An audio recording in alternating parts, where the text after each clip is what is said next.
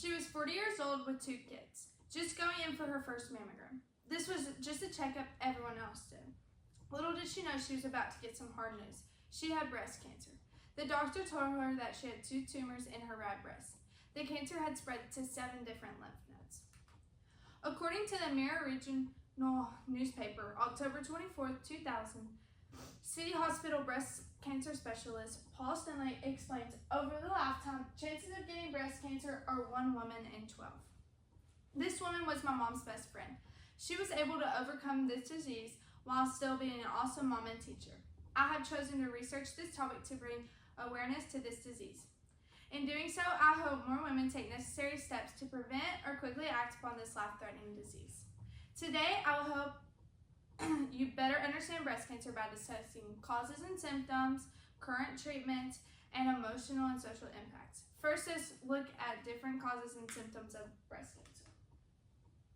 Many people may not realize they have breast cancer until they do their mammogram. Breast cancer will present with a lump that is usually painless. Symptoms are distortion of the breast in different ways. Breast cancer occurs through a complex interaction of your genetic makeup and the world around you.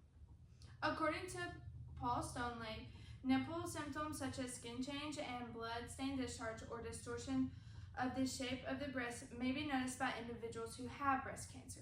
The Mayo Clinic website goes on to say that the DNA changes that lead to breast cancer most often happen in the cells that line the milk ducts. These duct tubes are designed to carry milk to the nipple. Breast cancer that starts in the ducts is called invasive ductal carcinoma. Breast cancer also can start in the cells in the milk glands. These glands, called lobules, are designed to make breast cancer. Cancer that happens in the lobules is called invasive lobular carcinoma. Other cells in the breast cancer can become cancer cells, though this isn't common.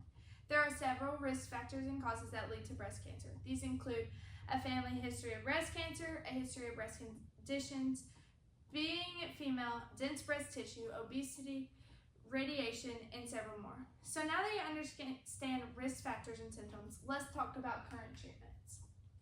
Researchers have been working on treatments for a long time to help with cancer. There is no cure, but there are several steps to take to minimize the growth of cancer and potentially remove this cancer completely.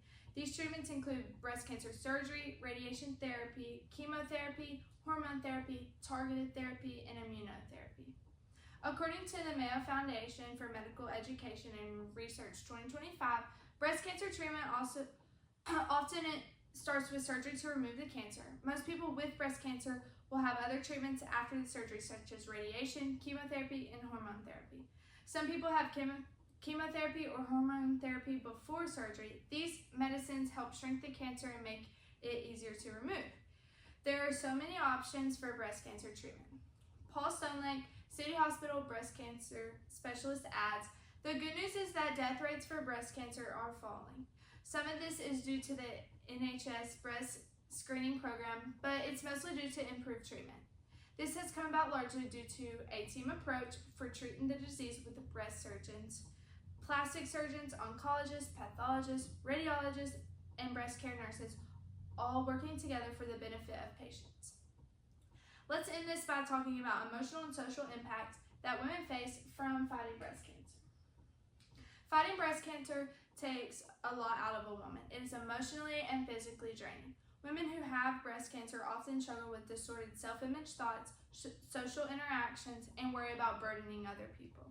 According to the National Library of Medicine website 2024, participants experience a decline in self-confidence, particularly after treatment. This affected their willingness to socialize and interact with others, leading to introversion and a marked withdrawal from social interactions, often related to change, self-perception, or fear of judgment following changes in appearance. Even though breast cancer is devastating, there are individuals who have hope.